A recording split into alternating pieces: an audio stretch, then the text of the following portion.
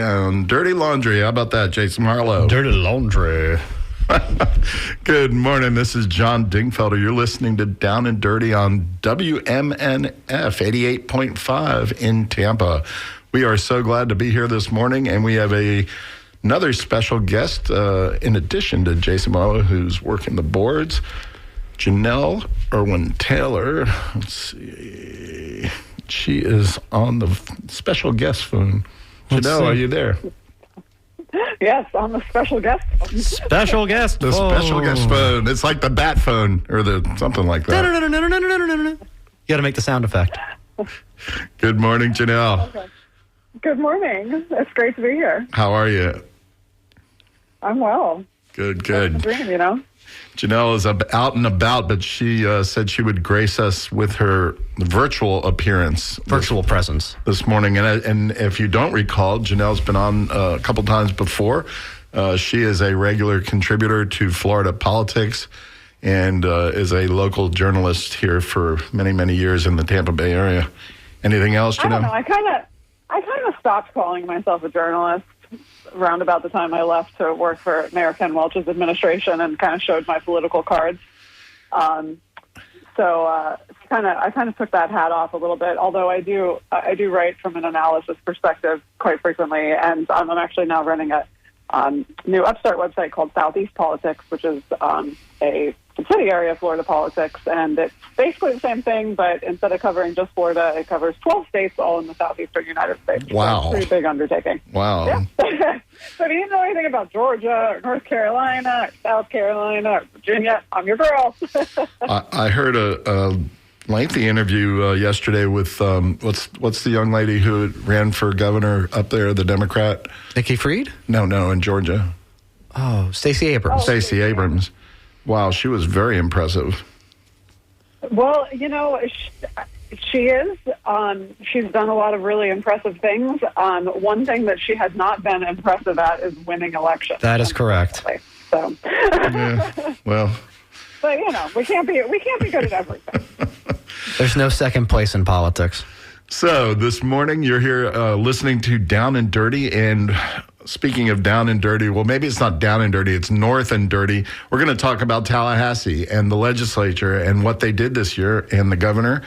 And it's always a roller coaster in Tallahassee. What's up with that, Jason? I mean, listen, this session was particularly ridiculous because they had to basically have an extended session just to finally come to a conclusion, because in a rare form, you had a Republican legislature and a Republican governor drawing knives on one another. I mean, going into the media against one each other, calling each other, personal insults. This is kind of a new dynamic for Florida's Republican Party. Well, DeSantis is definitely, next year he'll be total lame duck. This year he's somewhat of a lame duck, and the legislature pushed back. They ignored many of his requests. They demanded answers about his wife's Hope Florida slush fund $10 million program, and they went into overtime. They had to go into overtime just to get the budget done. Janelle, did you cover Tallahassee quite a bit this year? Yeah, and I've got a team of colleagues who were probably arguably covering it more than I was. To just kind of piggyback on what Jason said, it was really, to some, I think, shocking to see a legislature where you have a GOP supermajority and you have a trifecta. So you've got a supermajority in the House, a supermajority in the Senate, and you have control of the executive office of the governor, right? You have control of all of the cabinet positions. So Republicans, Tallahassee is even though politically it's blue in terms of the way the city itself votes, the people who gather there for 60 days, or what is supposed to be 60 days every year, it is a sea of red. Democrats are in a super minority, and there's not a lot they can get done. So to see them kind of get into this stalemate where they couldn't come to consensus, and it's like, guys, you're on the literal same team. How is it that you're bickering about this? And really what it came down to was like a couple of things, like who could be more physically conservative? And the House was claiming that mantle. And B, who can I don't want to be too obtuse, but, you know, who can do President Trump's bidding better? Mm-hmm. So you ended up with an argument over these kind of tax cuts and what's the best way to save Floridians money with these tax cuts. And the House was really, really staunch in wanting to see a permanent reduction in recurring revenue, which to hear them talk about it was an effort to sort of live within our means, stop spending so much. Their argument was that, you know, coming out of the COVID era where we had an influx of federal funds to work with, that's not there anymore, so we need to go back to pre-COVID spending levels, and that required, in their opinion, reducing recurring revenue through a series of tax cuts. That's why you saw the proposal to slash permanently state sales taxes, which did not really happen. So a lot of bickering and arguing up there about how best to cut taxes. And then some real head scratchers ended up coming through in the deal, like, for example, a sales tax exemption on NASCAR tickets when the events are held at the Miami Superspeedway, which seems strange. I mean, how much money that's going to save people. There you go. I think one of the really the predominant stories of this legislative session was really the fact that DeSantis, over the course of his, you know, now 5 years, just about, or 7 years, whatever, in the office, has not built the kind of constructive, collaborative relationships with his peers in the state Senate and the legislature, and even some of his peers in the cabinet, to the point where he is kind of hemmed in because he doesn't have a good relationship with Wilton Simpson. He doesn't have a good relationship with House leadership. He doesn't have a great relationship with Senate leadership. And that makes it extraordinarily difficult to get things done when nobody likes you. Yeah, he seems to be a bit of a bully, and that's never good. And especially as you're heading toward being a lame duck, it's definitely not good. And then the other part, of course, was he ran against Trump and lost badly, and that created a whole different dynamic, and frankly, a point of weakness. That he could be attacked. Now supposedly Trump and DeSantis, have kissed and made up, but I don't really believe that. I don't believe it either. So NASCAR, we're protecting NASCAR fans. Hey, Janelle? Well, I don't think it was necessarily protecting NASCAR fans so much as it was saying, NASCAR, please don't leave us again, because for years we hosted, I don't even know what race it was, I'm not really a NASCAR fan, down in Miami at the Speedway down there, and then it left for a couple of years for Phoenix. Okay. So I think it was more so an attempt to appease NASCAR and say, screw Arizona, stay in Florida. We're both hot. What's the difference? Some of your listeners probably know, I cut my teeth as a reporter way back in the day at WMNF, and I hosted a show myself here for years. So I'm familiar with your listeners and the things that they like to hear. So I kind of just made a list of some bills that I think might be of interest to your particular listeners that did pass this year. And Absolutely. We can talk about stuff that didn't pass if you want, but I mean, I tend to think that it's more important to look at, what we are facing rather than what we could have faced. Well, it's funny. I've got my own list, so we'll see if we have overlap. So go ahead. All right. Well, get your pen out and scratch off as I go. So House Bill 1205 and Senate Bill 7016. This was a really big one. It was an effort to make it harder to put citizen-led initiatives on the ballot. So think about things like in 2024 we had the abortion amendment that would have, had it passed, enshrined abortion protections in the state constitution. You had the recreational cannabis effort, which also failed, which I might add, both of those passed with more than 50% support, or they ended with more than 50% support, but Florida requires a supermajority at 60%, and they did not reach that much more difficult threshold. Those were citizen-led ballot initiatives. And they also, part of those bills included that the people that are hired or that volunteer to go out and get ballots signed made it harder on those people as well, right? So what it does is it prohibits petition gatherers from collecting more than 25 petitions. Mm-hmm. And it shortens the amount of time that they can turn those petitions in from 30 days to just 10 days. So much more onerous. And then perhaps even more crippling for these efforts, it significantly increases the penalties and fines for petition sponsors.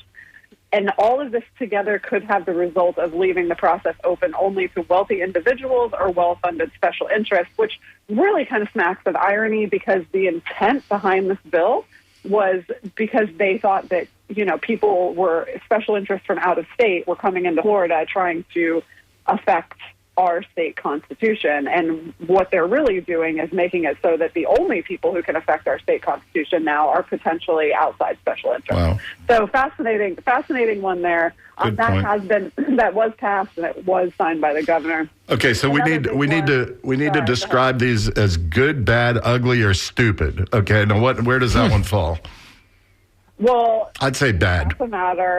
That's a matter of perspective, right? It depends on who you ask. Obviously, people who are, opposed to the current leadership in Tallahassee probably think that's a bad bill, but the people who are leading Tallahassee right now clearly think it's a good one. How about people that just think that the people should have some input into their government?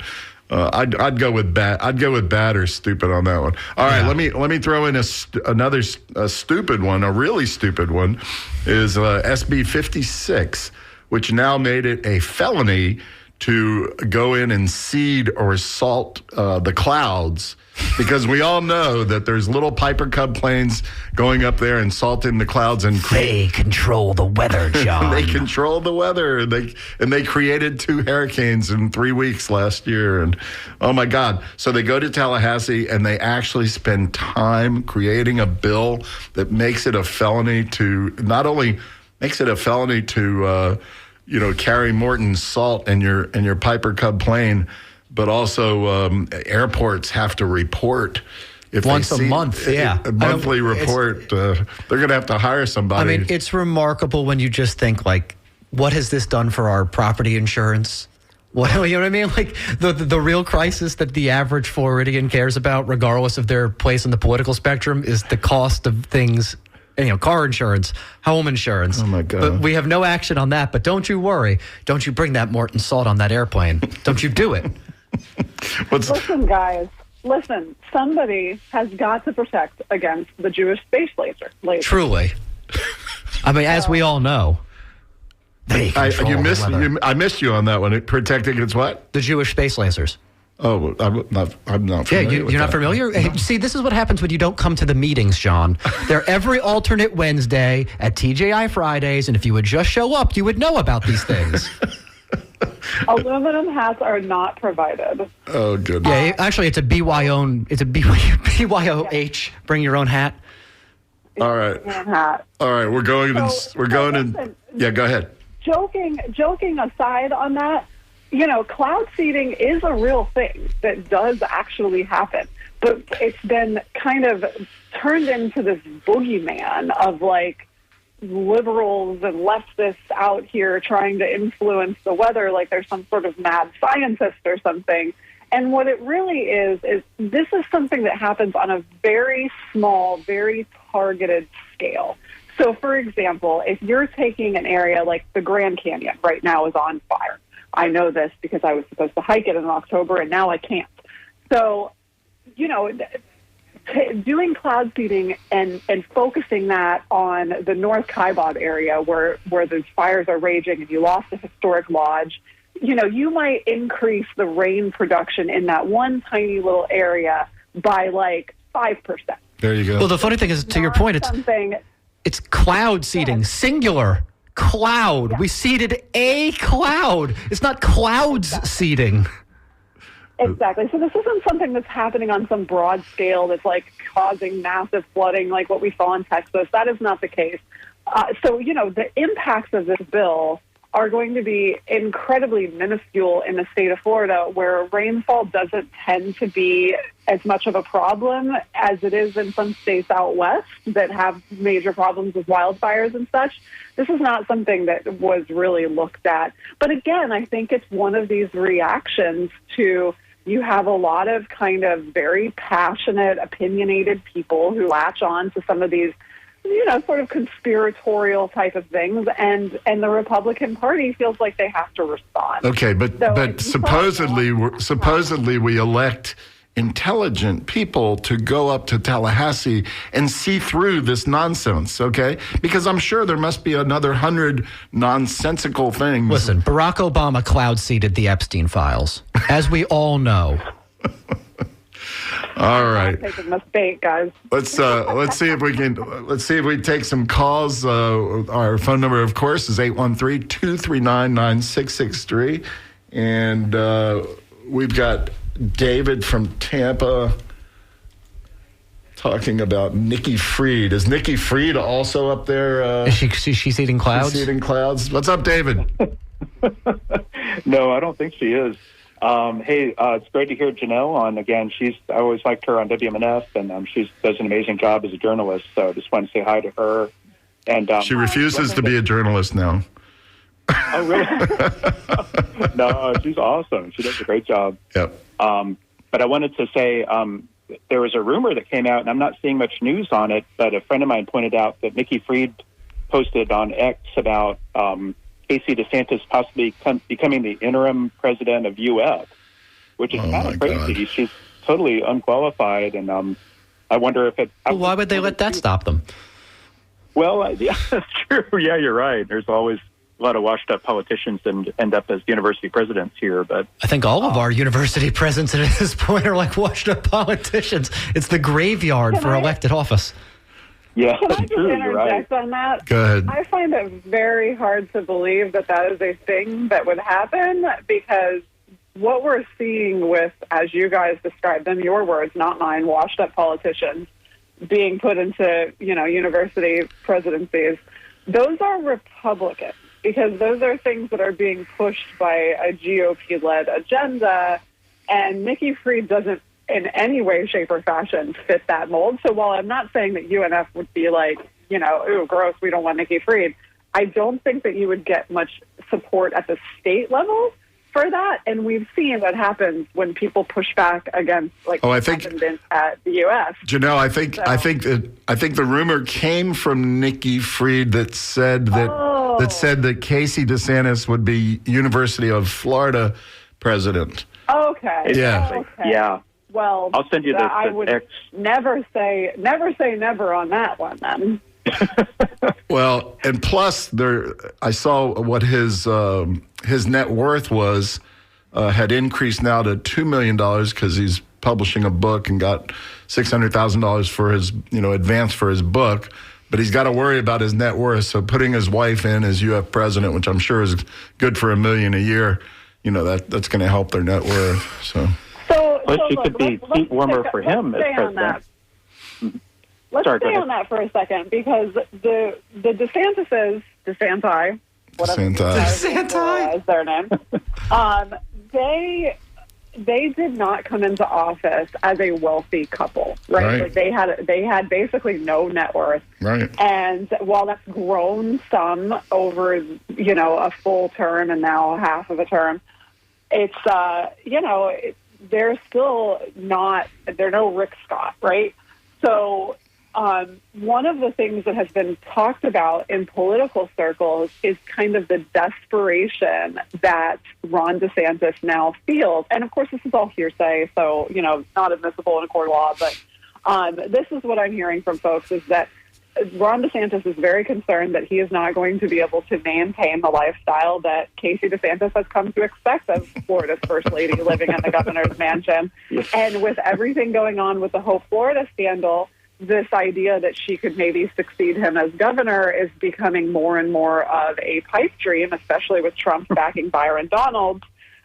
So something like propping her up for a university presidency, like, that is not as far-fetched as it might seem. Janelle, not only are they not very good at governing, but they're not very good at corruption. They need to up their game to Trump levels. No, I mean, really, this is amateur hour. We expect better in the state of Florida. David, thanks for calling, and thanks for the Nikki Fried rumor. We're going to take one more quick call from John in Port Richey, who I believe is an expert on No. on cloud seeding.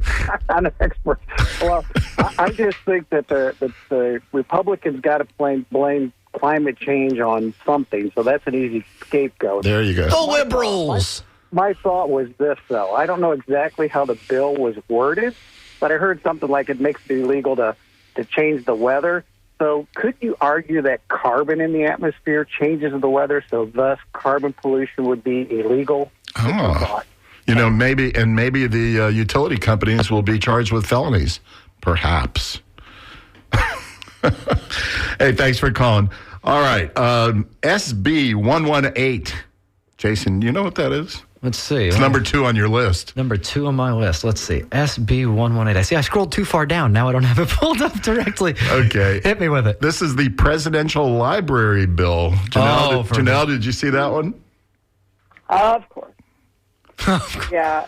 I mean, well, the Protect Donald Trump Act, which eliminates basically any local control over the zoning, location, criteria, construction of any presidential libraries that happen to be built in the state of Florida.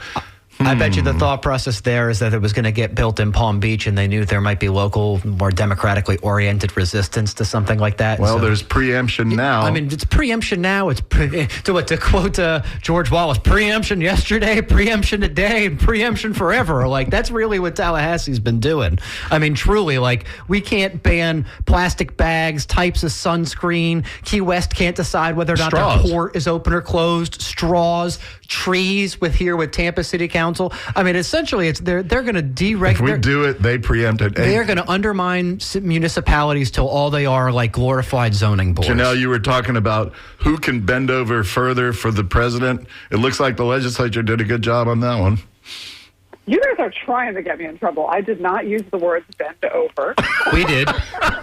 But, okay, so just to build on what you're saying, though, about the preemption with this.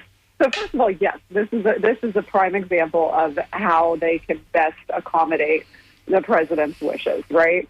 But it's also, as Jason said, another example of a tax on home rule. And there's even more coming out of this year's legislative session from the budget, which gives Governor DeSantis broad oversight for him and the state to investigate local governments for waste, fraud, and abuse, but also for funding diversity, equity, and inclusion initiatives. Because as we know, DEI has become a boogeyman on the right, and they call it DEI, I think, to avoid saying diversity, equity, and inclusion, because it sounds a lot worse when you say you're opposed to diversity, equity, and inclusion than if you say you're opposed to DEI, right? Yep. So I like to remind people what that acronym stands for.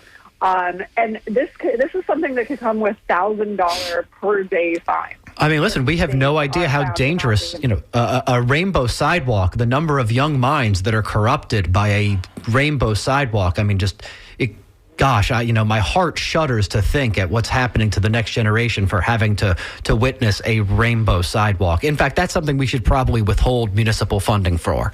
So, Janelle, you're saying that the somewhere in all of these bills that passed, there is additional DOJ authority coming from Tallahassee? Yes. Yes, exactly, and that has been compared to DOJ. It is basically the state's version of the Department of Government Efficiency,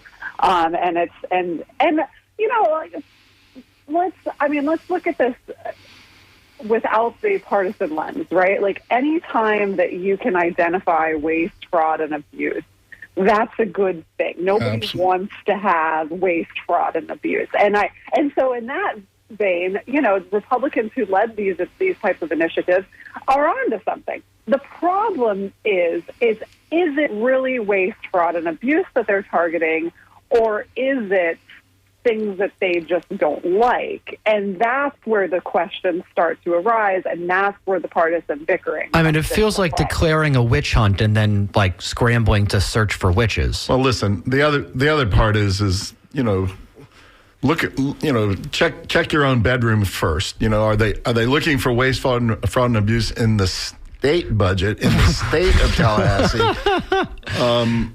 as opposed to running around checking I everybody mean, truly, else. the hypocrisy here of the Republicans have had sole control of the state outside of Alex Sink and Nikki Fried for like 26 years. And then they're trying to say, man, someone created all this waste, fraud, and abuse at the state level. I wonder who could have done it.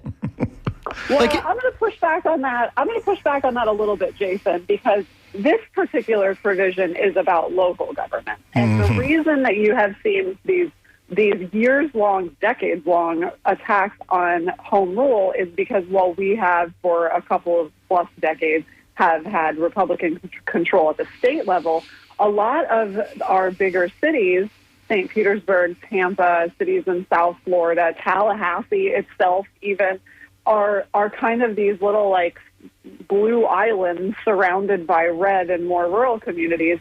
And Republican leadership in Tallahassee has passed a lot of these preemption bills to stop what they see as liberal local governments, stepping on their toes and passing policies that they don't like. And that's why you see so much of this preemption. So it's not that the state is saying there's all this waste, fraud, and abuse at the state level. They're looking at waste, fraud, and abuse at the local level. So if you're just tuning in, this is Down and Dirty. I'm John Dingfelder. I'm joined by my co-host, Jason Marlowe. And today our special co-host, Janelle Irwin Taylor, who is well loved in the WMNF world.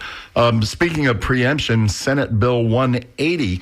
Okay, so if anybody didn't notice, we had two pretty severe hurricanes last fall, and you would expect that local government might want to review some of their comp plan and some of their regulations and zoning codes to see if we can do a better job rebuilding. So when the hurricanes hit next time, we're in better shape. Hey, guess what? Senate Bill 180 preempts local government from passing any moratorium, comp plan amendments, or land development regulations that might be more burdensome on development. Remember when home rule and the defense of home rule was a Republican issue about how local government should have autonomy over faraway places dictating how to do things in their backyard? And now all of a sudden it's, oh, no. When we are in total control, we're just going to tell you what to do. All right, so that one falls in the bad category. Okay, I'm going to throw them a bone. Janelle, I want to try and be fair. I'm going to throw them a bone, and I'm looking at a couple of good bills. HB 85 encourages more sidewalks for elementary school kids. That's a good thing. Great bill. And Senate Bill 168 encourages mental health treatment instead of prison for the mentally ill. So, every now and then, what do they say about even a broken clock is right twice a day. There you go. Or there's something about acorns. And let's also look locally, right? So you had some bipartisan collaboration here in the Tampa Bay region that was really had some good wins, not just for the Tampa Bay area, but for the whole state as it relates to hurricane preparedness. Representative Lindsey Cross and Senator Nick DeSegli. Cross is a Democrat, DeSegli is a Republican. They work together on quite a few things. And this sounds a little bit silly, but one of them blocks wake on flooded streets. So, how many times have you been in, South Tampa or wherever, and there's flooding, and people just, beeline it through a flooded street, and you get these, waves of flood water that just cascade into the medians, and in some cases, it's specifically a problem in Shore Acres in St. Petersburg, where it pushes water into people's homes. So perhaps you have people who might have narrowly missed being flooded, and all of a sudden they have water intrusion into their homes. So what does the legislation do? The legislation just simply makes it an enforceable traffic violation to create wake on a flooded street. So there's no wake zones on roads, basically. Good for them. There was also a provision that improved safety related to building cranes. And as you remember, there was a crane in downtown St. Petersburg that fell on the Tampa Bay Times building, which is a historic building, causing millions of dollars of damage. There was a bill that Cross and DeSegli partnered on, Senate Bill 180, that passed, provisions in it passed, I should say, that increases the safety regulations for those types of cranes when severe weather is threatening. I don't remember the exact provisions of it, but it kind of, it would have helped prevent what happened in downtown St. Pete by requiring that crane to have come down. It could have been an intentional attack on the St. Pete Times, but I don't know. It was probably developed by cloud seeding. All right, we've got Jack from Dover, who's been waiting patiently. Good morning, Jack. Hi, thank you, John, Jason, and Janelle. Honestly, this show is better than trying to read Congressional Weekly. I like the fact that you all have an open dialogue about these important issues, and I just wanted to say thank you. And thank you for listening. You're welcome. One quick thing, too, on PBS. There is a program that's showing state competitions on high school students and regional competitions and on constitutional issues, and it's really worth watching, and it's really amazing how these young kids are really attuned to current issues. And one of the things that caught my attention was one of the questions presented to one of the students from Reno when they asked about if you have a president that seems to just be doing whatever he wants, what is your opinion on something like that? And the one student went directly to the Constitution, saying that there are safeguards built into our Constitution, and the thing that he pointed out the most was that when you appoint somebody to the Supreme Court, it's a lifetime appointment. So Donald Trump can't fire any of those people, and at some point, if they just get tired of his rhetoric, they can just stand up for themselves and for the country. And that would be a nice thing. That would be nice. Hey, thanks for calling. Thanks for your kind words, Jack. You're very welcome. So why don't we segue to some of the things that the legislator in DeSantis didn't do? Things that he vetoed. Before we go there, I've got one more, and this falls in the good category. Good, bad, ugly, or stupid. We're ranking them today. House Bill 209, and this one I'm calling the Max Chesness bill. As we recall, our regular guest from the Tampa Bay Times, Max Chesness, broke some fantastic stories about the state trying to commercialize state parks, putting in hotels and pickleball courts and tennis courts, etc., all across the state in some of our most beautiful, pristine parks. And Max, with the Times, along with some other good whistleblowers, broke this story, continued on this story, chased this story all over the state. And ultimately, the legislators actually listened, and they passed a bill that said, no, Governor DeSantis, no stupid people around Governor DeSantis. We're going to keep our state parks passive activities, no pickleball, cabins, and campsites. And Janelle, it sounds like you're a hiker and a nature person. I'm sure you appreciate this one. I do, and I will say that this is one of those examples of when public outcry really is successful. I think a lot of people who are out there, protesting this, that, or the other thing, sometimes they feel a little bit dejected. This was one of those times where all of those calls to lawmakers, all of those protests, waving signs around at busy intersections actually paid off. Yep.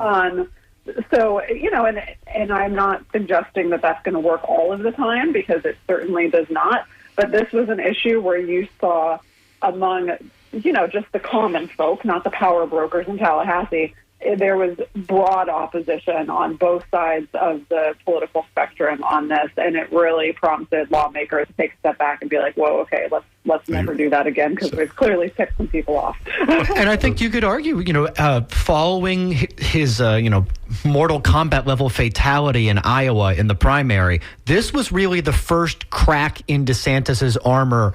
Really, it felt like since the election was in contestation back when he was first elected. It really felt like you could see the facade of his aura like diminishing, because suddenly you had Republicans in the Senate, in the state house. I mean, as I recall, I think even Susan Wiles came out a couple months ago in opposition to a proposed land swap in her neck of the wood that Max Chesness reported on here on our show. It felt like the invincibility aura that was around him, it started to diminish there, and that kind of lingered, I think, into the legislative session that we've been discussing. Yeah. So let's talk about And power to the people. I have to say, indeed. Janelle, you're right. You're right on. Power to the people. The people came out. Max was the one that helped sound the alarm, and the people came out and made a difference. So let's not give up. Let's know that we can make a difference when we feel passionately about whatever we feel passionate about. Jason, I interrupted you. You wanted to talk about the governor's vetoes. Yeah, there are a lot of vetoes, some that are dearly personal to us. I just want to run through a couple of these. Were vetoes from the DeSantis pen that came through the budget this year. So we have a So let me frame this out. The total budget ended up at $117 billion with a B. DeSantis had 400 or more line item vetoes where he eliminated what they used to call the FAT or the little pork, local pork projects, about to the tune of about $500 million. And those were all across the state. Let me point out that $500 million sounds like a lot of money, but in the context of $117 billion, I believe that's less than 1%. So he's probably patting himself on the back and saying, I cut the fat. But in reality, his cuts were less than 1%. Anyway, Jason, some of the local stuff that he did cut. So Hillsborough County Sheriff's Office Aviation Section Hangar, $14 million cut. $14 million. Grants and aids to local governments and non-state entities for a fixed capital outlay for the Florida Strawberry Festival building and generators for them, $2.9 million. Ooh. Hillsborough County Community College, Plant City Campus Workforce Center, $2.5 million cut. Hart Integrated Services Campus, $2.5 million cut. And as it relates to right down the street from us, here, on the exigent parts of Ybor, nearly $1 million was cut from planned renovations at Ybor City's Cuban Club, and more than $500,000 was cut from renovations to the Italian Club and the Centurio Asturiano. So, whether deliberate or intentional or not, a genuine disrespect to City of Tampa history. Janelle, do you think most or all or some of these were politically motivated? Usually I take a look at the vetoes and I try to compare them to other things that have gone on outside of the vacuum of the budget to see if there was potentially some sort of, payback at play. Mm-hmm. I haven't done that this year, but I would say to look at the bill sponsors or the funding sponsors for those appropriations requests and see, did those people vote against something that was a DeSantis priority and things like that? Because, the last time when you had the red wedding, I don't know if you remember that, he vetoed $1 billion worth of stuff. Yeah. We called it the budget red wedding. Yeah. A lot of those projects were Joe Gruder's. Because Gruters was a Trump guy, and that was when DeSantis was running for president. So I imagine that if you were to go and do a deep dive into what got vetoed and who was behind it, you're probably going to find people who pushed back against DeSantis. Yeah, and I was wondering especially about that $14 million from the Hillsborough County Sheriff, whose name is Chad Chronister. Thank you. I would have thought that Sheriff Chronister and DeSantis might be tight, and why would he be cutting $14 million that Chronister has asked for? That one sort of hit me. They were tight. Yeah. They were tight when, so Chronister supported the governor when he decided to suspend and then ultimately remove Andrew Warren from office. Right. When Andrew Warren was state attorney. So they were. And Chronister showed up for all the pageantry. Yeah. Stabbed him in the back like Brutus. A possible hiccup in that relationship might have something to do with the fact that Chronister was briefly the pick in the Trump administration for what was it? It wasn't Department of Homeland Security. Was it drug czar or something? Yeah, some sort of drug czar or something. Yeah, he was going to be tapped to head the DEA. Yeah. Yes, that's it. He got tapped to head the DEA, and then the next day, Chronister was like, "Nope, I'm not going to do that." And then Trump was like, "I'm the one who said that I changed my mind." And it was just a whole little boy's pissing mess.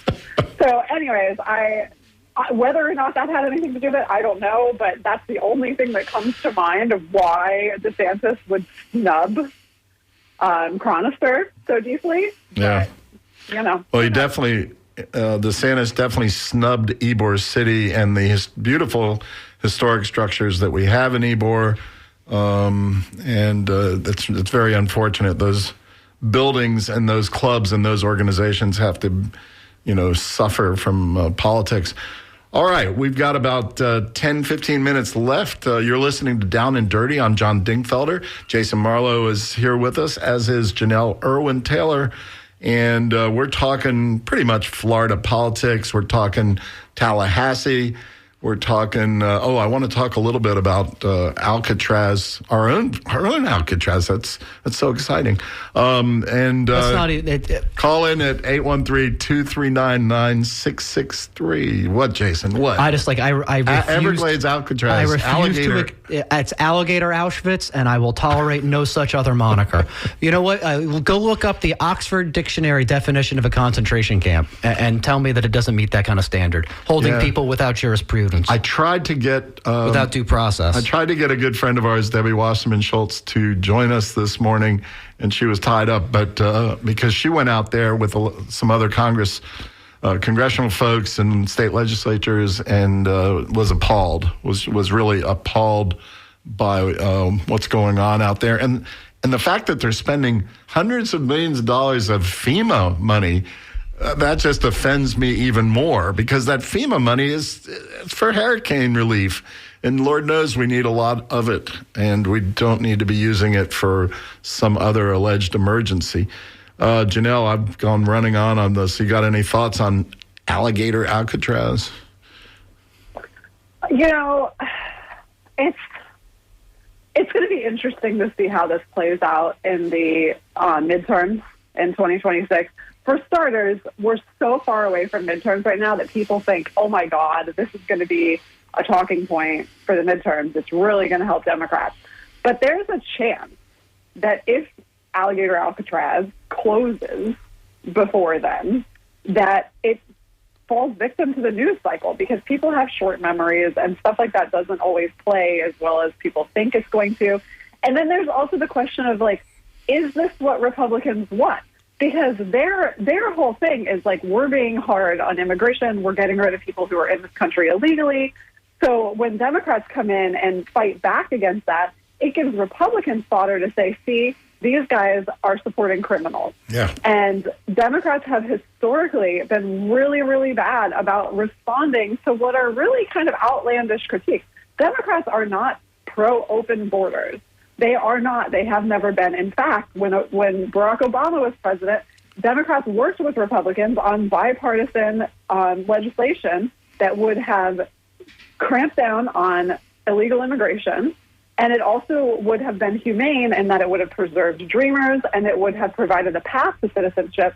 And it had bipartisan support, and the Tea Party came along and poo-pooed it. And then that happened again during Biden. I mean, what I find hilarious. Right there at the end of Biden, and they had a bill, and they were ready to run with it, and then Trump says, don't you vote yes on that bill. It will mess up my election chances. Here's where my analyst hat comes in really handy, right? Because I am an equal opportunity offender over here. It doesn't matter what party you are. If you are doing something dumb, I am going to call you out. I'm for that. Republicans have been very, very good at pinning things to Democrats that don't actually exist in reality. What Democrats have failed to do is to say, nuh-uh, we're not going to wear that label. That is not true. Instead, they get all up in arms and they double down. And you also see that on things like this transgender issue, right? Of course, Democrats are going to be supportive of transgender rights and inclusivity and things like that. But this idea that there are a bunch of pedophiles who want 5-year-olds to have sex changes, that's patently false. But that's the label they've been given from Republicans, and they have thus far been unsuccessful at figuring out how to counter that messaging. Yep. That is what is happening across the board with all of these things, and I believe it is also happening with Alligator Alcatraz. So whether or not Democrats figure out how to respond with something other than moral outrage, that remains to be seen, because the moral outrage never works at the ballot box. So you could say that facility out there in the Everglades is truly gator bait. Ooh, you like that? No. I'm sorry. All right. If you're just tuning in, you can join the conversation. I got a couple more minutes. 813-239-9663. I'm John Dingfellow. This is Down and Dirty. Jason Marlowe and Janelle Irwin Taylor. Thank you. Oh my God! Yeah, I should have taken that. I should have taken that offer of coffee from my lovely bride this Need morning. some more ginkgo biloba. All right, I'm going to jump back to some interesting bills that were passed. This one hits a little bit home for me. There's a couple of bills that really support Israel and Jews, Jason. Oh, wow. Senate Bill 356 ensures that Holocaust Remembrance Day will be respected here in the state of Florida, and that public school students will learn about the Holocaust. That's a really good thing. But what I don't understand is on the one hand, they're eliminating all references to DEI. Last year, they pretended that slavery was good for African Americans, and now we're bending over backwards to protect Jewish people. I'm Jewish. Jason's Jewish.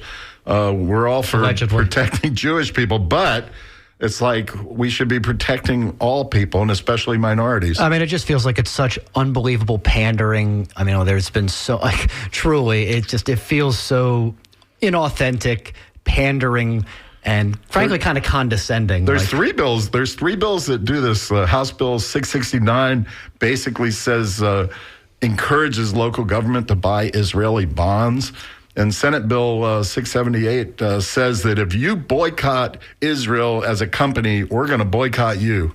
It's crazy, craziness. So yes, that one, that is the big one, John. So that's from, this is interesting. One of the House sponsor of that bill, it was House Bill 1519 in the House, was from Hillary Castle. And I don't know if your listeners remember, but Hillary Castle was a Democrat. And she's one of the people who defected from the Democratic Party and is now a Republican. Where is she from? She sponsored that boycott. She's in South Florida. Uh-huh. So basically what that does is, if you boycott Israel, if you're participating in some sort of BDS movement, you will be defunded by the state of Florida. And this is in response largely to campus protests against Israel's handling of the conflict in Gaza and what many people are now calling a genocide. And they don't like it. Republicans in particular, but also some Democrats, are saying that if you're not supporting Israel, you're supporting terrorists. Yeah. Which Hamas is, to be very clear. And the question that comes up is not even necessarily a political one. The question that I think is most important with this bill that did pass and did get signed by the governor is this a violation of people's First Amendment rights? Because if you're saying that schools that allow protests on their campus that are anti-Israel, if they're expected to block those protests, is that a violation of their students' First Amendment rights? And I think a lot of people would argue, and certainly the ACLU would argue that it is. Yeah. Hey, speaking of First Amendment, House Bill 348 is called Stolen Valor. This one's really fascinating. It precludes politicians from bragging about their military service that they did not perform or wearing medals that they did not earn. Again, referencing First Amendment, if a politician perhaps wants to lie or exaggerate about their military service, and they're going to, I don't know if that's it might be a misdemeanor or something like that. I don't know what it is. I believe it's a felony now, stolen valor. Stolen valor. But anyway, I mean, I could see maybe wearing medals that you didn't earn as being a criminal act, but speaking, and that goes back to John Kerry, I think. Listen, we've got Kathy. This will probably be our last call of the day. Kathy from Hudson wants to talk about gator bait, alligator Alcatraz. Kathy, are you there? Kathy, did we lose you? Hold on. No, she's on. She's on? Kathy, are you there? Kathy? Can you hear me? Yeah, Yes, there you are. Hey, good morning.